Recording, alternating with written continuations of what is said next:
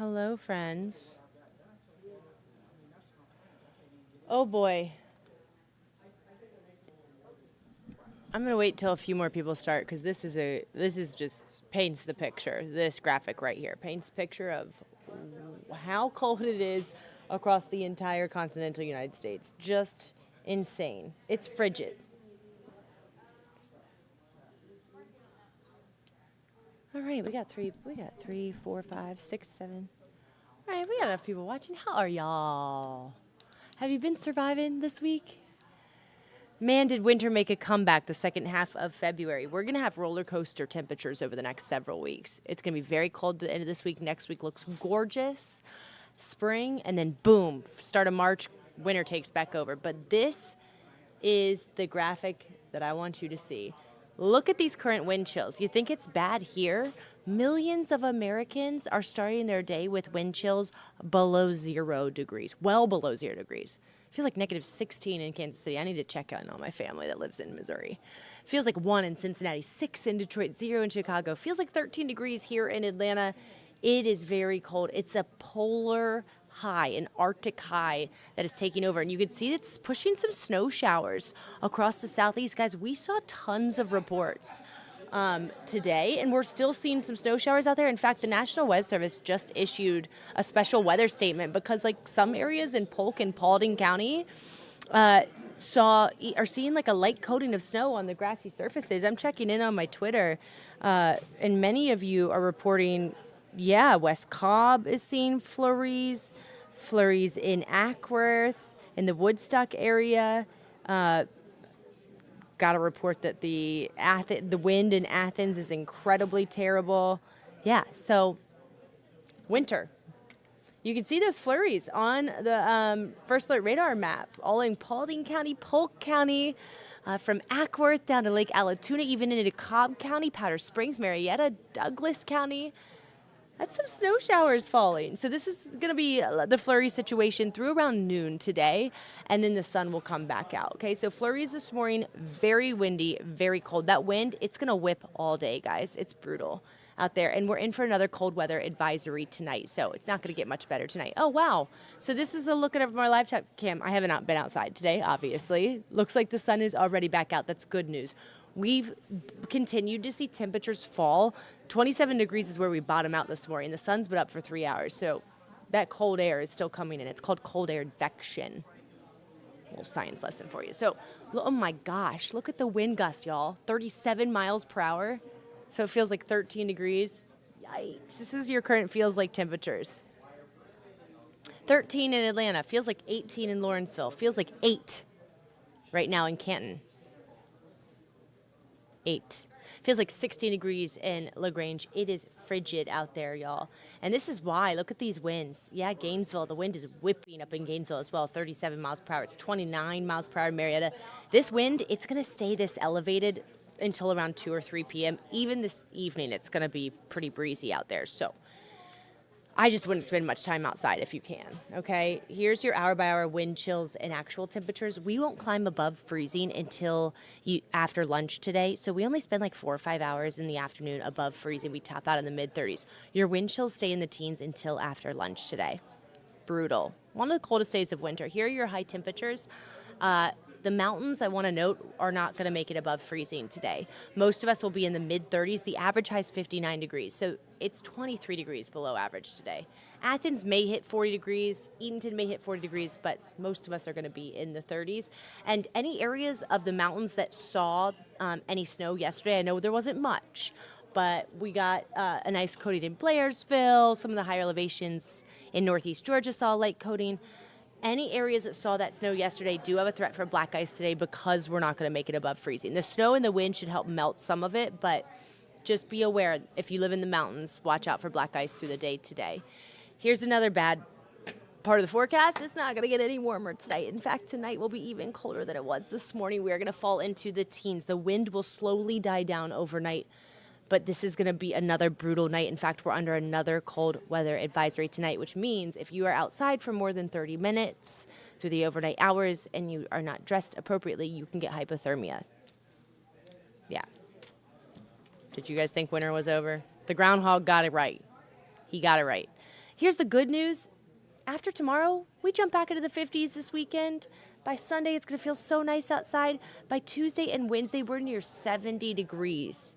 So we're going to double our temperatures as we warm up, and we're looking really at very quiet weather over the next 7 days. Tomorrow, 46 degrees. I know that doesn't sound warm. It's going to feel so much warmer without the wind tomorrow afternoon after a really cold morning. I do want to note both Saturday and Sunday mornings of the weekend will be below freezing. So it's going to be cold at the start of each day this weekend, but we'll see a really nice warm up. And next week near 70, just beyond the 7-day, at the end of next week, another pretty big cold front comes in and looks pretty cold as we head into March. In fact, I was already seeing some warnings of another polar vortex possible in the first week of March. So enjoy next week, because it looks like we're going to be a little roller coaster. Winter's going to try to hang on as we head into March. Our average last freeze is not until the end of March. However, the last time that we saw our last freeze that late was 2015. Climate change.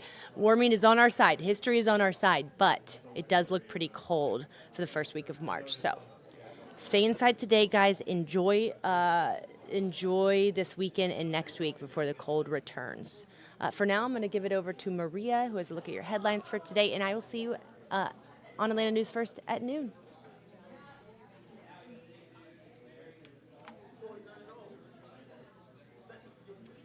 All right, and I just want to stick with your weather for a moment as we talk about some news headlines that we've been following. If you have been in certain parts of Metro, and definitely North Georgia, you maybe saw a little bit of this. Take a look at your screen. Those are snow flurries. Snow flurries in the late February time period, by the way. Snow is falling in North Georgia right now, including Metro Atlanta. This is in addition to those wind chills that Ella was talking about. That cold weather advisory, by the way, expired just moments ago. Wind chills, however, will continue into the 20s this afternoon, so you're going to want to keep that jacket handy. Can't emphasize enough. It is quite cold outside if you step out there. And again, taking another live look outside, you know, it is the middle of the work week still, inching closer to Friday, but you can see some of those flurries falling live on your camera right now. So if you have an opportunity to step outside, maybe you can catch some of those flurries. Do bring that jacket, though. All right, this is Catch Up Quick, so let's get you caught up on some headlines we're following. I want to start out in Sandy Springs here, taking a look at your screen where a teenage girl is now in the hospital after suffering from a gunshot wound. Police and SWAT units being called to the scene now. Atlanta News First, Don Shipman is along Roberts Drive in Sandy Springs with the latest on what we know. This shooting setting off a chain reaction of events. I want to show you what's going on right now. You can see that there are still police here on the scene. I'm being told that they're interviewing a number of witnesses, people who live in this community, trying to get to the bottom of exactly what led up to this young girl being shot. No doubt this community on edge this morning for several hours, but this is what we're learning from Sandy Springs police. They say that they got a call for a person shot in this apartment complex. This was right around 3 o'clock this morning, and when police got here, they discovered a teenage girl suffering from a gunshot wound. She was rushed to the hospital. I'm being told, police say, sent to North Fulton Hospital. Here's the thing with this. During their initial response, officers thought that they heard someone hiding in the apartment and wouldn't come out. So they called in the Fulton County SWAT unit. Now, after an intense investigation lasting upwards of 4 to 5 hours, they found out that no one was in the apartment. Police are telling me that there are no suspects, no arrests. The community is safe. But we're just thankful that the juvenile is all right, and just want to reiterate the importance of weapons safety and not letting kids get a hold of weapons and making sure that they're properly secured.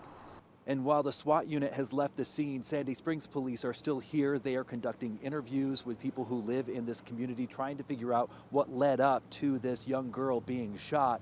The good news in all of this, that teenage girl is expected to be okay, but no doubt this community on edge this morning. We're in Sandy Springs. Don Shipman, Atlanta News First. And the story that we have unfortunately been reporting to you for really a couple weeks now. Loved ones honoring the woman pulled from Lake Oconee nearly 2 weeks ago. Today, services are happening as the search continues for her fiancé, Gary Jones. Jones was on the lake with this woman on your screen. She is a senior professor at Spelman College. She died on February 9th while they were on the water. Now, crews found this Clark Atlanta University graduate. They found her body in Lake Oconee out in Putnam County. Again, a beloved member of her community, an educator, and just someone who was looking forward to so much. Again, engaged, set to be married, and now the couple tragically losing their lives on Lake Oconee on what was supposed to be an enjoyable weekend. Funeral services and a celebration of life will take place today as the search continues for her fiancé, Gary Jones. Today's services will get underway at 11 this morning. We'll bring you live updates on AtlantaNewsFirst.com and right here on Atlanta News First Plus. And a family is grieving this morning after 3 of their young children were killed in an apartment fire. This happened yesterday afternoon in southwest Atlanta. Atlanta News First, Sarah Hammond is at Grady Memorial Hospital with the latest details. Firefighters say all signs point to this being an electrical fire, but of course the investigation is ongoing. The 3 children were all brought here to Grady Memorial Hospital with smoke inhalation yesterday afternoon. And Atlanta Fire Chief Roderick Smith says the fire started around 3:30 yesterday afternoon in a second-story unit at the Country Oaks Apartments on Fairburn Road. He says they immediately began giving the children CPR, but none of them survived. Laura Phillips says she lives underneath the unit that caught fire and says she smelled the smoke. She says she saw the first responders giving one of the children CPR in the grass outside. Everybody was trying, they said it was 2 more kids in the house, but they had already took the kids out. But it was very devastating. That's what I was really worried about, the kids. This same apartment complex caught fire in July, and the fire chief says that fire marshals will be back out at the complex today to not only continue the investigation, but also to make sure these buildings are up to code.